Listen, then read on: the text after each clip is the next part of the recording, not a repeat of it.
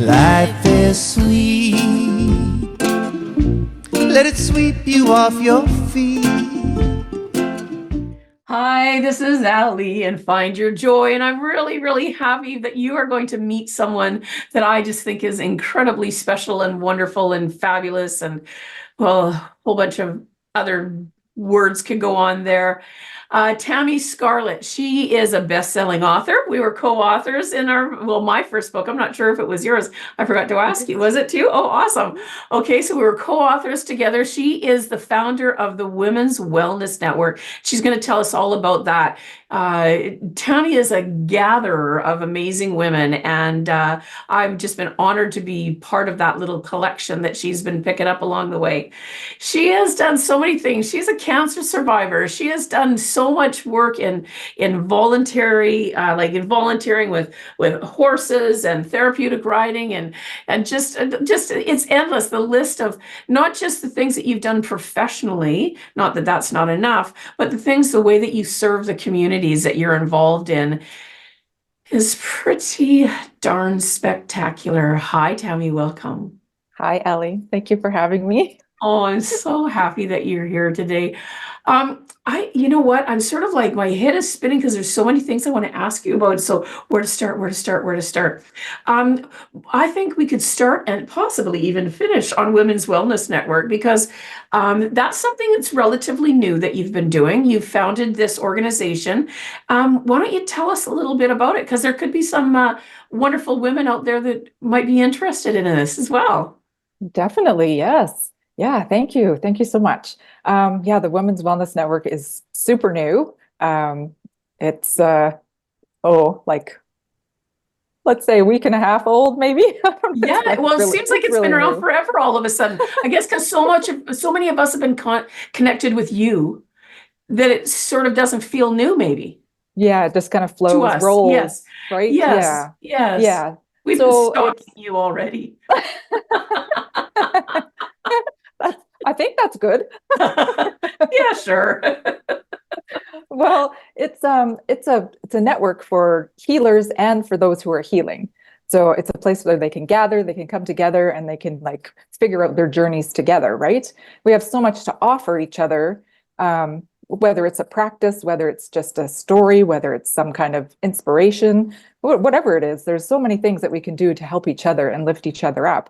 So I wanted to make a place because when I was going through my challenges, there was nowhere to go. And I was afraid to even like start looking because, well, the cancer agency, for instance, says, don't go Google stuff and don't look up things because, there's a lot of misinformation, which is true. Absolutely. Right? Yes. Yeah. So I wanted to make a place that had, good resources and notable people even, and people that are regular humans that have gone through their stuff and have a special way of presenting it because people connect in a different way.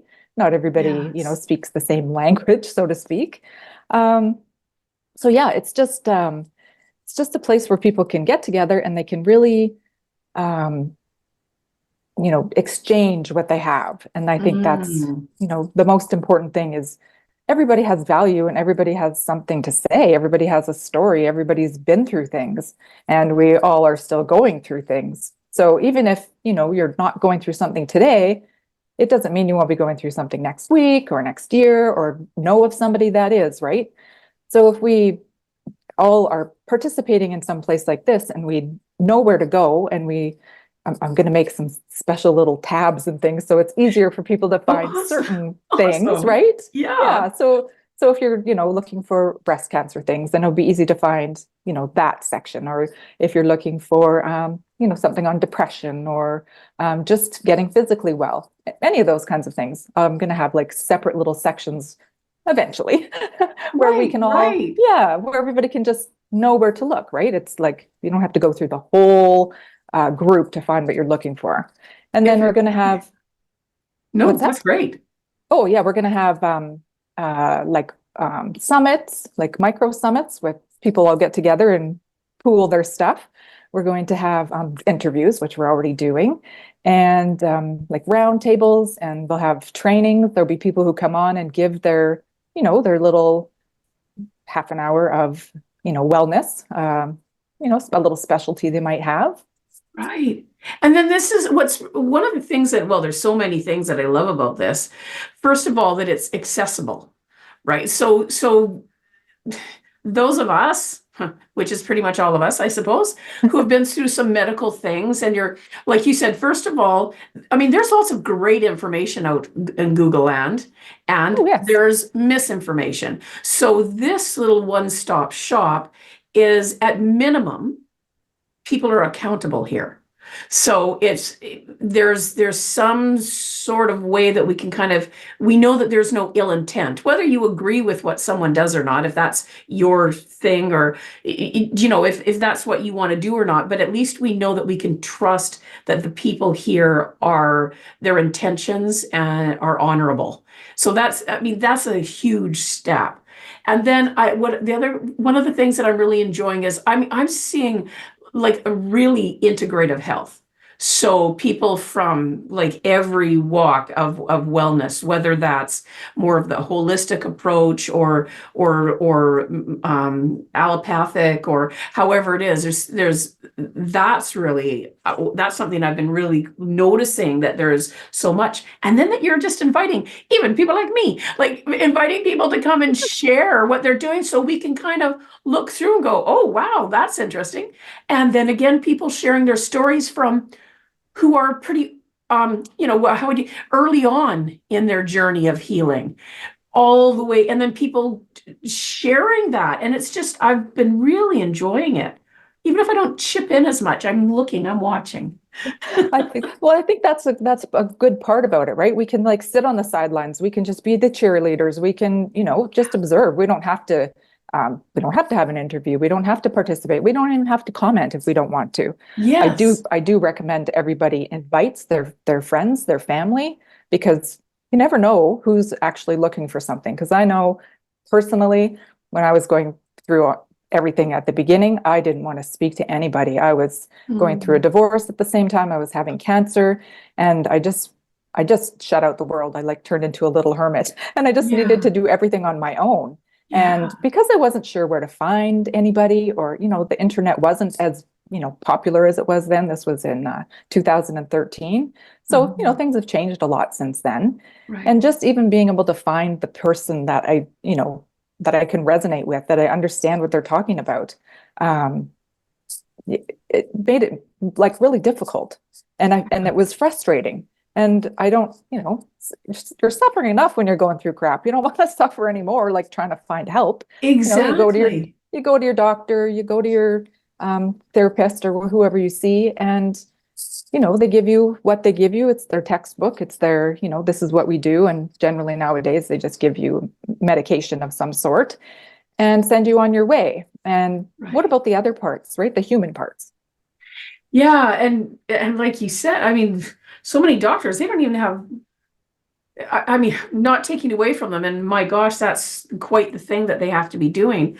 But it's just finding ways to that they don't have the time for that. They don't, there's all of these things that can be so difficult. But this group of women that I'm seeing that you're collecting and gathering together, there's so much sharing. And like you said, my gosh, facing a cancer diagnosis at the same time as a divorce.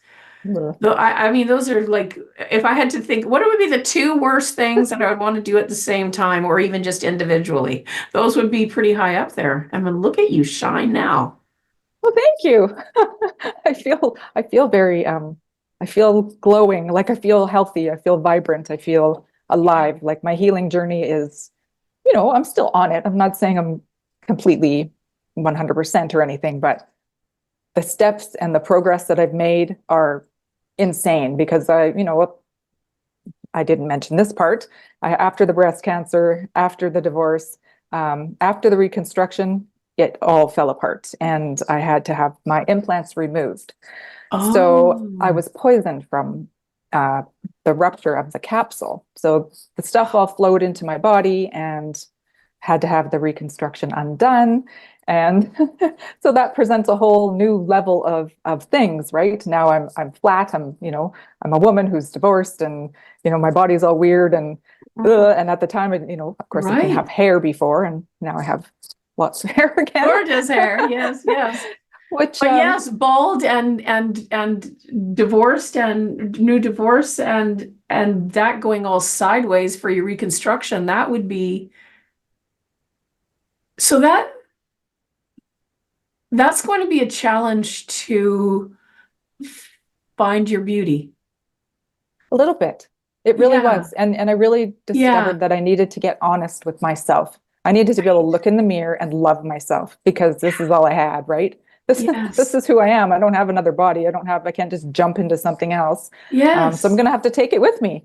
And if I love it, it's going to improve. And if I Exactly. am hard on it and unhappy with it and,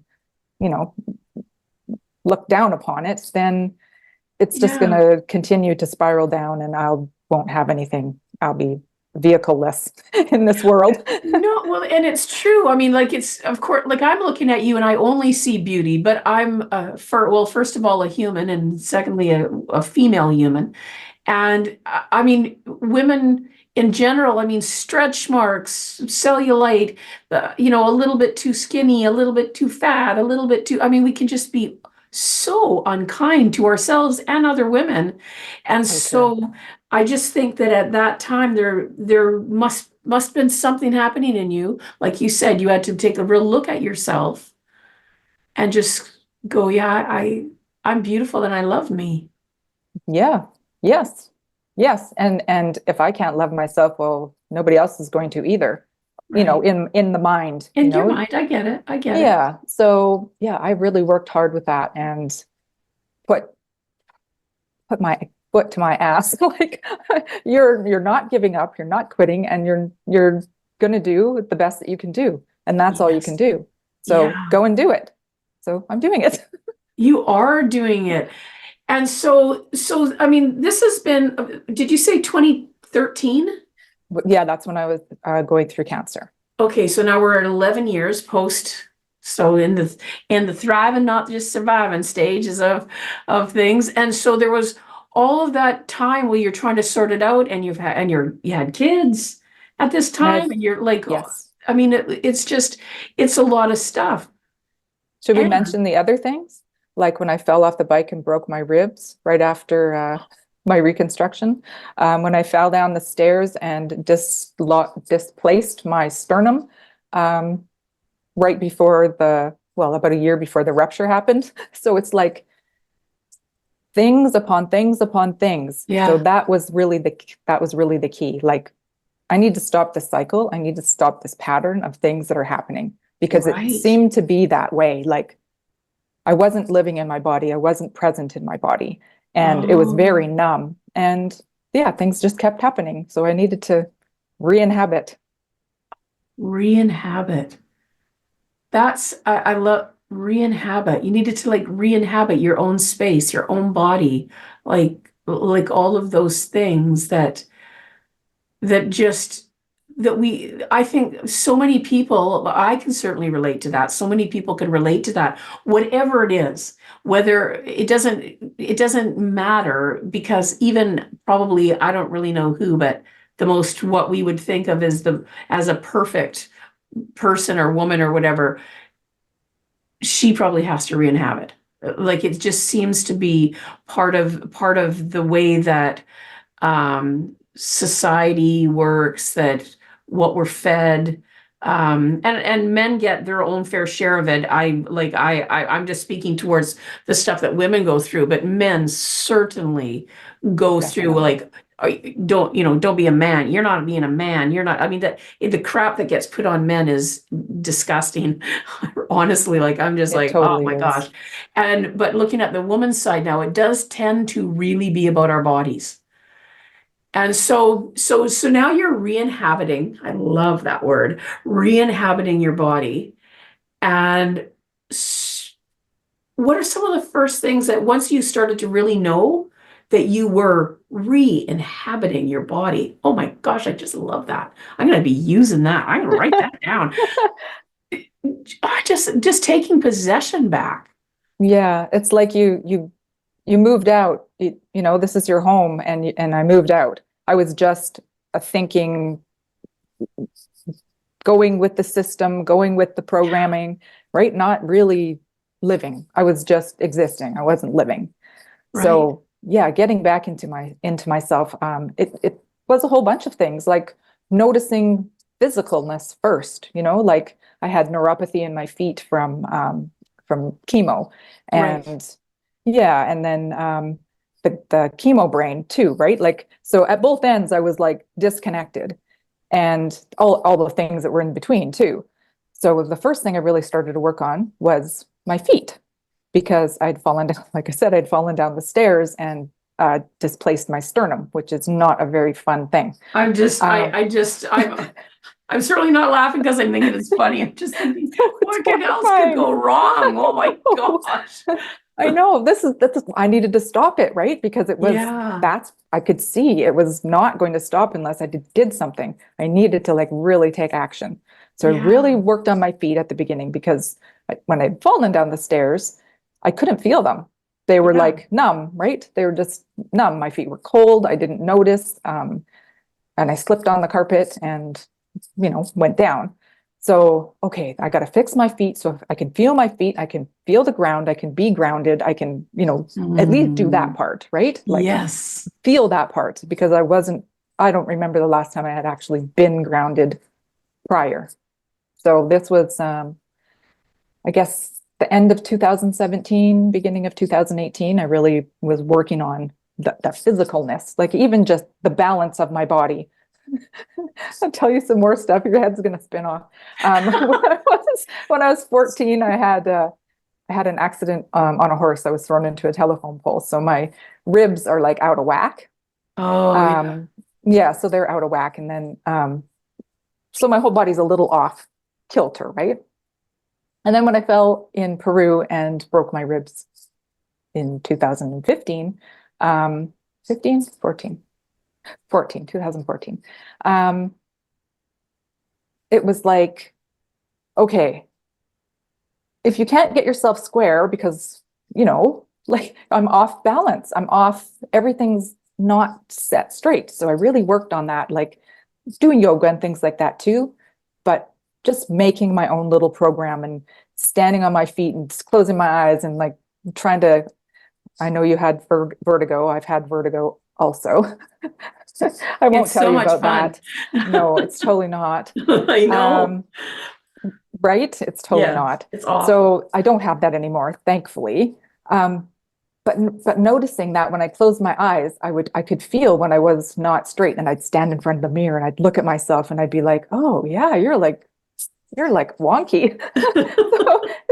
So I worked on trying to get just physicality back into my feet so I could stand up straight and stand up tall and then go from there. Right? There's like, you know, I worked with all the part of chakra re-inhabiting your body. Yes, All of and this. start from the ground up is totally how I did it. I started with my root chakra and worked, you know, all the way up to my ground chakra, and that's where I am. I'm actually working on my 8th currently. Oh my gosh. So where to start? How do I unpack this? So, okay, so all of these things happen. Now you've decided to re-inhabit your body and you're starting to feel grounded again, and you're doing all this. And so where did it start to turn for you? Where it was, so now you're grounded, you're working on centering yourself and grounding and re-inhabiting your body. And where did it start to open up for you that you saw, okay, I've recognized what was going on that was not serving my best interest. I've made the changes as I can at this point. And then when did it start to open up for you? Like what were some of the things you first started to notice? Well, I guess I really started to work on my own traumas, because I couldn't move past my root chakra without that. Right. And, you know, I went to school. That's when I started doing integrative energy healing. So that really helped me with the different aspects of that and unpacking the trauma, because there's so much of it, right? And I definitely don't believe in spiritual bypassing. I think, there's a lot of easy ways. They're not easy either, but there's ways that you can like trick your brain and manipulate yourself to think you're healed, but you're still going to get triggered, and that chemistry is still going to flow through your body. Yes. So when I really wanted to work on self-mastery, that was like that's my goal. That's my thing. I'm like, okay, I can focus on that and then I'll get there. Like eventually I know I'm going to get there. Like Right. I just put that in my brain. I'm going to get there. So doing that, I'm like, oh, well, I need to be aware for that. So awareness is definitely the first key, right? Like you have to know when you're being triggered. You have to know Right. when you're not feeling good inside your body. And when I started to not push away the numbness and the uncomfortable feelings and just accepted them as they were and just allowed them to be and realized what they were and what they were coming from, then I was able to change it. Then it could transform into something else, right? Then you can forgive, you can heal, you can grow, but you have to have that awareness first. Right. And so the awareness that at first can bring some challenges, becoming aware that things aren't where they need to be. And then as you become aware that they are where they needed to be, how did that start to feel for you when you first started to feel that freedom? So good. Yeah. So incredible. Yeah, incredible. Like, it's hard to heal if you can't sleep. Right? I mean, that's just the thing. We heal when we sleep. So I noticed I was like awake a lot, and I was just, what am I thinking of? What am I ruminating on here? What is stressing me out? And once I put those into perspective of what they actually meant, or, like not having an income, that was a big fear. Yes. Like, okay, well, I'm not living out on the street. I still can eat. I have people who are supporting me and helping me. So I don't have to worry about that. I'm not going to worry about that, because it's not, worry does no good, right? It just increases your crappy chemistry. Yes. Yeah. Wow. So at what point did you start to move into, is this all at the same time you're taking the integrative energy healing courses and things like that? Those were sort of all as you started to re-inhabit your own body and started to ground, and then you started to explore a little bit more about, did you take those courses at first for yourself or for others, or a bit of both right from the start?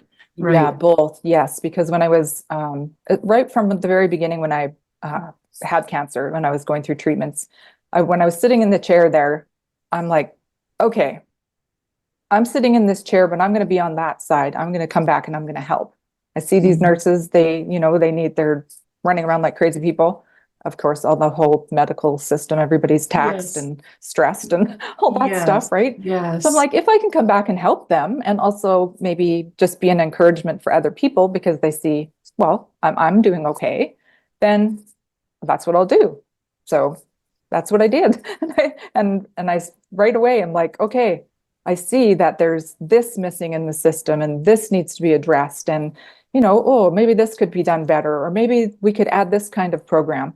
And when I came back and did the volunteering afterwards, they did have a relaxation group, like a therapy group, which I thought was phenomenal. And I didn't know about it when I was going through. So whether it was brand new or they just didn't talk about it, I don't know. But I thought, this is the kind of thing that I want to be doing for people. So, it was a little bit of hands-on thing. There was some, one of the nurses' daughters was doing the therapeutic touch. So that was my first little, okay, let me go and check this energy thing, right? I want to know what this is about. And then from there, I'm like, okay, I want to go take this course. And then just the way I went. That's beautiful. So you started with therapeutic touch. Yes. That's a beautiful, that's wonderful. And so the integrative energetic healing, what exactly, like, is that the name of the course? Or is that Advanced Integrative Energy Healing is, yes, it's a certification, and it used to be at Langara. It was sorry, my hair is like sticking to me. I think it's the electricity in the air from the That's right. storm. Um, Sorry, now I lost my train of thought. Langara College, the course that you were Oh, taking. yes. So yeah, they put through a few cohorts, and there was a few people that had, quite a few people that had graduated over a few years. And the course was developed by ex emergency room nurse and some other kind of nurse. Maybe she was like the union person or something. I don't know. But they came together and they made this course, and it was set up so that people could come from all over the world to do it. So that's, we would go there, we would do like say 4 days of intense classes, and then go back home for a month and a half, and then go back and do another intense session. Oh, nice. So yeah, which was awesome.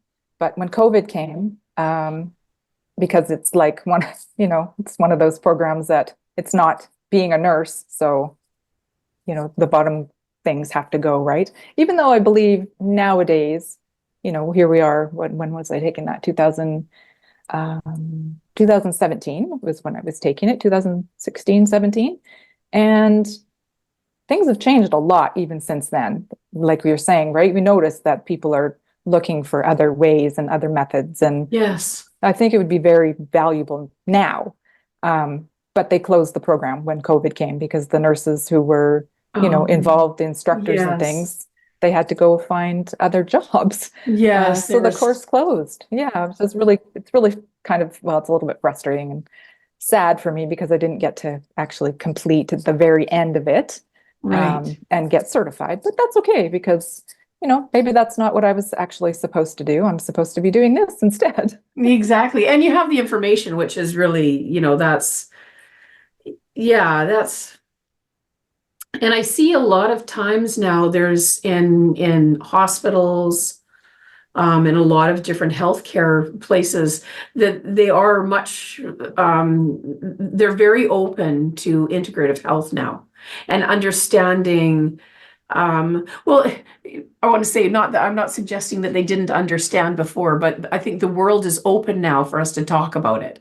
So certainly doctors and nurses, if anybody was seeing how energy worked in the body, I'm pretty sure those people were seeing it a long before most of us were seeing it. I mean, my mom was an RN, and she taught me more about this stuff than anybody, and the power of how we think, and walking into a room, and how you address people, and how you would treat people. In fact, my mom had the greatest stories. She was such a good nurse. Oh, I can remember her last 17 years were in mental health. And one of I have so many favorite my mom stories.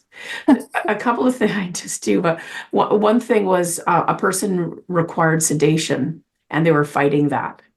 Ugh. And this is back when this is in a mental health hospital. And so things could, if a person was escalating, then there would be chemical restraints forcibly put onto them. And my mom came into the room, and she's telling me the story that she came in and she said, get back for a minute. And so she walked in by herself, a very small woman, right? She's like 5'2". Oh. There's this man escalating, right? She walked in and sat beside him and said, "Hi, look,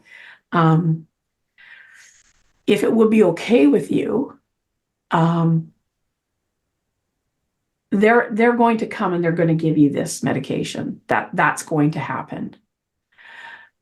But if it would be okay with you, I could give it to you if you would allow me. And then nobody has to hold you down. Nobody has to do anything. We could just give it to you. I could do it if you would feel okay about that." And he let her. Mm. And my mom, was very convinced that if that had been, the first, if that had been the first way that had been gone about. And the other thing that my mom taught me that was really amazing was, with some of the female patients, that were in acute mental health situations, they would be in the hospital for a certain amount of time. And when they were getting ready to go out, sometimes their families were not supportive. They had, Oh. for whatever reason. And so my mom, females only, would bring some of them home to our home on the weekend when Oh. they were getting ready to start to be allowed out on weekends so that they could prepare. And my mom sat us down. She was a single mom, 5 kids, sat us down and asked if this would be okay. And she just said, look, right now, they're mental patients. And if they don't get out of there and be around just, a normal family life, however normal we were, that's what they will remain. They will Oh. always be that if we don't help them. And so we say, okay, and that was often, and years, decades later, some of these women were still coming around visiting us. They were out and now married and living their lives and Oh, that's stuff like that. But beautiful. so I learned from the best, right? I learned from that how we think and how we treat each other, how we speak, how things work. Exactly, basically what you're talking about with with therapeutic touch and energetic healing and all of that is, and the mindset that you're talking about, giving yourself the kick in the butt. It's I think it's all that same kind of thing. I'm just was really, really, really blessed to have been raised by someone who, even though I didn't really, I don't know how much I appreciated it at the time. Now I get how incredibly blessed I was. At the Right. time, I was probably just a rotten little teenager, but anyway. Weren't we all? Yeah, I was gonna say, not that all teenagers are rotten, but I can tell you I was a bit of a shenanigator. Yeah, probably Yeah, me too. yeah. So you started doing this, and I was looking like you did things with horses. So did you grow up around horses? What's your horse? What's the horse story? What's the Tammy, horse what's the horse story? story? Well, it's really fun because I'm actually right now I'm living on a horse rescue farm, which is amazing, right? Oh Yeah, my I goodness. know. I can see them. They're like right out there. Like sometimes Oh, we have what we call a yard horse. He's actually standing over there at the barn at the hay bale. He just wanders around the yard. He's not in the fence. He's like a dog. oh So my goodness. they're like super special animals, right? They have like, They are. yeah, some other kind of capacity. So, anyways, my story started when I was younger. I used to ride horses. One of our teachers had a couple of horses, and she would let my friend and I ride them. And I rode the smaller one, and she rode the wild one. And one day we decided she wasn't going to go for a ride, but I was going to take a different friend, and we took the wild one. Well, it was all fine. She was a little bit bigger. She was an Arabian, so we were just little skinny teenage girls then. We were like 95 pounds soaking wet.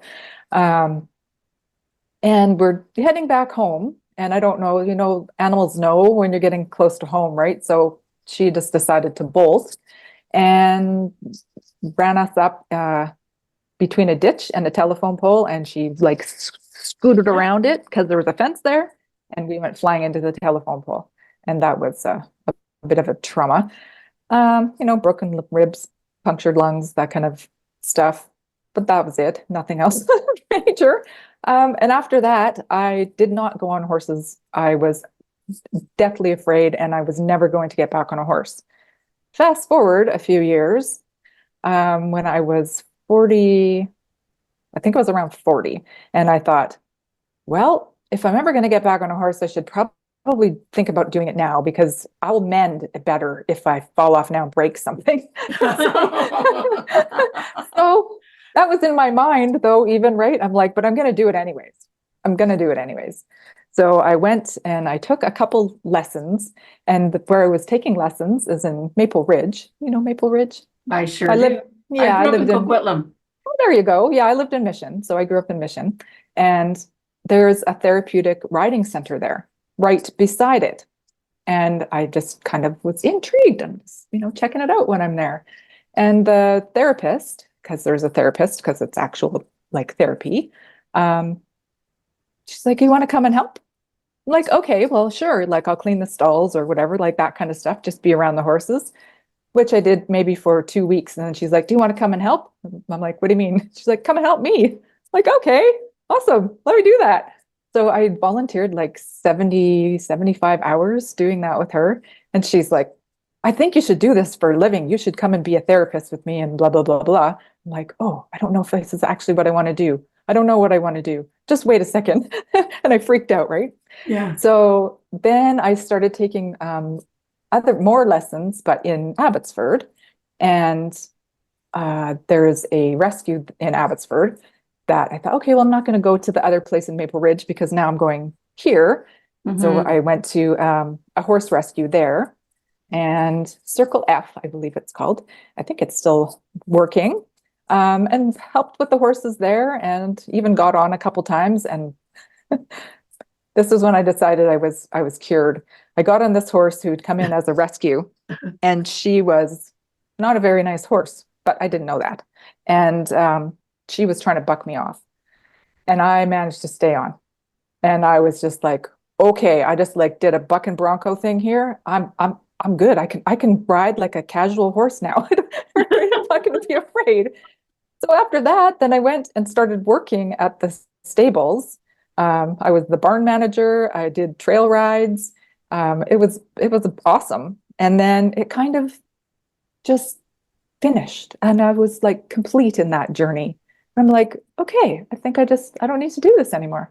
And I moved on. Right. But it was so good when it happened.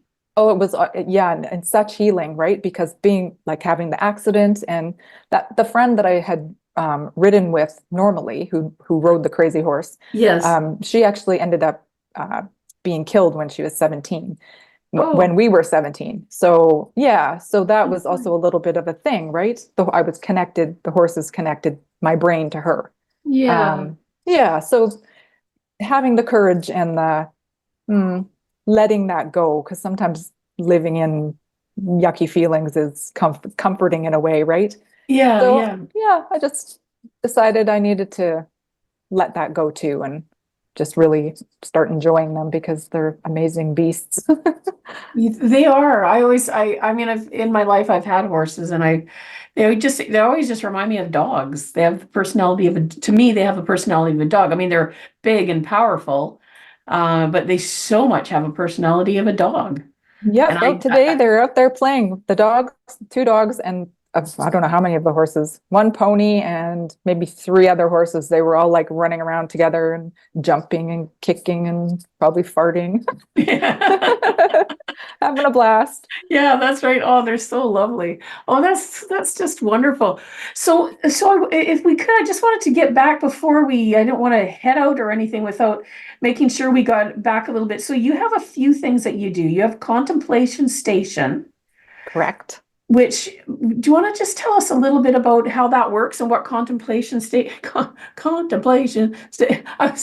conjunction junction. That's what it was reminding me of. What's your function? What's I your remember that from function? Saturday morning cartoons. Yeah, contemplation That's funny. station. That's awesome. Oh my goodness. Okay, so yeah, contemplation station, because I realized like it was starting to be a practice, right? It was one of the things that I Mm, helped heal my trauma. Um, I just thought I'm just going to do a little contemplation every day, whatever it was. And I started off with lesson cards. Actually, no, I think I started off with a book. I started off with a book that had, I think it's called Angels to Oranges, I think. And then every day it had like the letter A, and then it would have a little thing. So then I'd read that and I'd think about that. And then I finished the book. I'm like, okay, well, I could just do it with any old book, right? Open it up, look at a pointed finger, figure out what the sentence is and what it means or what it could mean. yeah. And then I thought, oh, I'm going to get some of those cards. So I got like, they're like oracle cards, sort of, but they're Yes, lesson yes, cards. And they yes. just had like trigger words on them: grief, love, peace, like that kind of thing. So every day I would just pull one, and then, it comes with a little book, you read the thing, and then I would think about it all day long.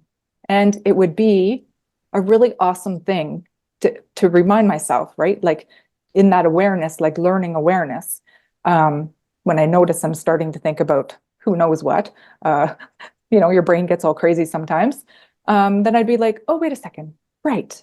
I was thinking about this today. That's So then right. I just, Bring me back. Bring me back. yes. So then I just thought, okay, I can just do this every day. So I do it. I've been doing it every day for, oh geez, like 5 years probably.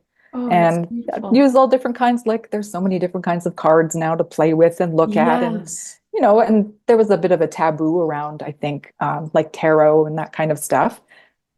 But, I'm not using it as telling the future or whatever, trying to get anything like that. It's just, what does it mean to me? And what kind of story can I make from it? And with that story, how can I integrate it into myself? How can I, is Right. there something I'm not dealing with? Because, it's like a little pointer that says, hey, look Yeah. over here. Yeah, I Right? think a lot of times those cards, when I look at different cards, I don't, people have all kinds of beliefs about all kinds of things, but I know for myself, when I look at certain cards like that, some people might use them a different way, but I look at them and I just, someone gave me some cards.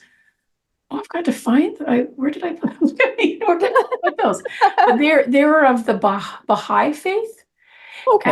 and they were these beautiful daily inspiration. And it was just inspirational cards. And to me, I didn't have to be any belief structure. It was just positive. Whether it's something whether it's something from the Bible or or just some inspirational thing. For me, it's what I do with it more than anything else. It's how do I allow that into me, and what does it inspire from me? I like things like that. And when I remember, so I'm listening to you now, and I'm going, hey, I haven't done that for a while. Well, see, that's another reason why I put the contemplation station online, Yes. because then everybody can come there every day and there's something for you to think about.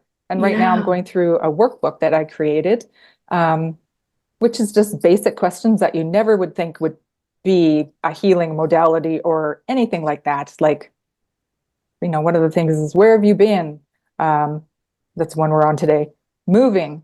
Where have you lived? How many different times have you moved? Because these can bring up big triggers, even though they're like Yes, such a absolutely. small little question. Or your name, even, right? How do you feel about your name? Maybe you don't like it. Maybe you were named after some aunt was a real witch or something, right? Yeah. Right? So even our own little personal things that we never think about make who we are. And Yes. yeah, so it's fun to Just think contemplate about on that, right? If there was somebody, yes, if you were named after someone who was unkind to you, I'm pretty sure you'd want to, that a lot of us would maybe consider changing our name, or at least changing the meaning of that name to ourselves. At least something would probably need to shift in that in order for that to really work out for us, right? Like so people can, how do they find the contemplation station? Is that an actual website? I will make sure that it's in the show notes. It's a Facebook group. Right. Okay. So it's a Facebook group, and people can they can come and ask to join to that. Yes, it's actually called Contemplation Station TV. Okay. I know because I'm part of it, but I have to make sure everybody knows. Tricky. Slide that in there. Nobody noticed. That's right. So you've got the contemplation station TV that people can come and they can join, and they can do daily meditations and questions, and having things that can help them to process different things. And then they can come to the Women's Wellness Network, and they can join that, and they can tell their story, and they can hear other people's stories. They can ask questions. They can seek out whatever it is that they might seek out. And as this collaboration and network of women grows, of their entrepreneurs and their healers and their people on all walks of life and their journey, but it's a safe place for women. Yes. Being Yes. that's what The container is for women. the container Yes. is for women. Yeah. Well, I've been enjoying it. I found it to be really interesting, and finding all kinds of amazing women that are there, and listening to their stories, and Yeah, I've been, I found it very helpful, and people can come and connect there, and that's the thing. So, you know, if this isn't your thing, just wait a minute, because there's going to be somebody that's going to be or put out, what is your thing? So put it out there. Hey, does anybody, Exactly. does anybody do this, or does anybody have any information or know where I might find that? That's what I'm finding is really good about that, is that people are so kind to share the information. Yes, definitely. Well, I mean, everybody has a little nugget, right? Everybody's got some kind of gold that they can share. And um, yeah, the more people that want to come on there and tell their stories and be an actual participant, the Yeah. better, right? Because then there's Yes. more for people to look at, more for people Exactly. to understand. But definitely the connection, you know, like the interviews we do, like we did one with you, right? Like people can Yeah. see you, they see your heart, they see how you react, they see how you speak and the tones and all the things, right? And I Yeah. think that that's what helps people to really um, know, I guess, intuitively that, oh, that person can help I me. can, yeah, and that's a good thing to remember too, right? Is that there could be uh, one person, and there could be three different people coming to for a practitioner of some sort, and it doesn't mean, when we get to see the interviews and hear people talk a little bit and just even see what they post or something like that, you get an idea if you feel like you could connect with that person. Because it doesn't mean that there's anything wrong with that person just because I feel like I can't connect to them. I mean, it just might be I don't feel that click, right? That's just how that goes. Not everybody's going to feel the click with me. Hard to imagine, but so if it's not me, that's okay. Go find somebody who is. I'm not taking this personally. And it's the same with Absolutely. so that's what's really good about this, is that people can kind of feel like, oh, especially especially depending on certain parts of the journey, it can, it can be scary. Oh, And, definitely. and it's hard to trust, and it's hard to know who to reach out to. And it's easy to not feel safe anywhere. And so it's just good to find a place where, I say to people, if I'm not the person for you, I will, either you go and find your own, or I would help you, because it's not, I've done nothing wrong to you. So it's just, if you don't feel connected to me, that's okay. Yeah. There's no need to apologize or worry about that. It's more important that the person gets connected with someone that they can feel comfortable and safe and completely be open with, and all of that, whoever that might be. And that's one of the other things that's really good about the interviews and the conversations that happen within the Women's Wellness Network, is that people can get an idea about that. Yeah. Yeah. It's a little different. It's almost like flipping through a video of Yellow Pages, sort That's of. a really good way to put it, right? It's sort of like, like nowadays when people go to get a doctor, although, so many people can't, but they do little interviews with them, right? And Yeah. so this is sort of like a pre thing. You wouldn't even need the interview so much, because you're already getting to do this little thing. You're already getting to kind of just watch how they are, just their way of being. And if you feel like that suits you. I've had times in my life where I needed someone that was super gentle with me. And then I've had times in my life when I've needed someone that could really give me a push. And it was both me, and both people were great, but at different times I needed a different person. So I really appreciate how you're doing this, and how you're inviting people in, and yeah. Well, we want to keep it as, everything complimentary as possible, right? Like Yeah. people are going to come on there and they're going to have some offerings and things like that. Yeah, if you want to go, and by all means, try it, go for it, do it. Like we Yes. encourage people to, go, and if you need the help and you resonate with that person, definitely connect with them. Like Yes, there's, it is good, because it's all right for someone to say, this is what I offer. And oh, okay. But then they are often offering something just as a gift too, to the yes, group, which is, so both are good. yes. It's a really, I really appreciate exactly how that's working. So before we close up or anything here today, is there what are something, is there anything that we haven't talked about that you'd like to share? Is there anything that, just anything at all that maybe we haven't touched on that might be helpful to someone else, or just that you would like people to know about you and about what you do and about your practice? Well, I do have a practice. I've, created my own course. It's an extensive course. It's the whole healing journey. Yes. Right from the workbook that's on Contemplation Station right now. Yeah. Right from that, and I've tried to make it so it's just for the individual to work on themselves by themselves. They don't need a practitioner. They don't need anybody else to help them. But obviously, we're there to guide. But the format of it is, here, take it, do it in your own time, take what you need, leave the rest, right? And I think, whoever's going to come to me, great, like, awesome. But I know there are so many people out there because I used those people myself. I found so many healers and modalities, and I went through the whole range, right from allopathic to shaman. Like, I went through everything. I needed to know, and I needed to know what would work for me.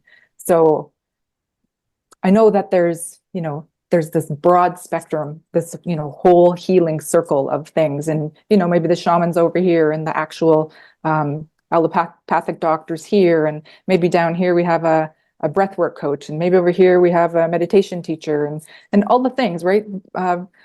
Reiki and massage therapy and all the things. There's so many things. So many things. There's so many things. There are so many things. And I think a lot of people are afraid, I don't know what that's about. So that's what I want to do. I wanted to be able to bring things forward. So here, this is what it is. This is what it looks like.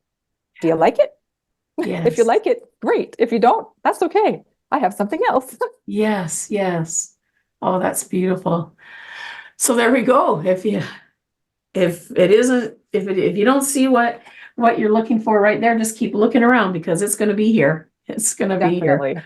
Oh my gosh. Oh, Tammy, thank you so much. I so appreciate just your time and who you are, and your heart for building community I really appreciate that a lot.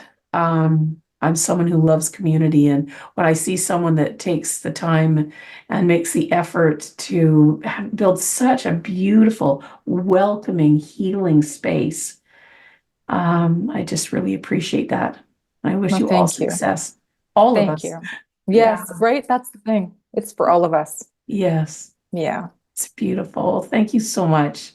Thank you for having me, Ali. Oh, thanks so much for being here. And for listeners, in the show notes will be all the ways that you can get a hold of Tammy, and check out her Contemplation Station TV, check out the Women's Wellness Network. You can go and find all of the things that Tammy's involved in. And for today, I just want to thank you for coming out and for listening, for being a part of this day with us. It's just, we really appreciate your time. Take good care, know that you're loved, and find your joy. Thanks so much for joining me today. If you found a piece of your joy in this episode, I would love to hear about what came up for you so that we can continue to grow the impact of this show. Thanks again. See you soon. And remember, find your joy.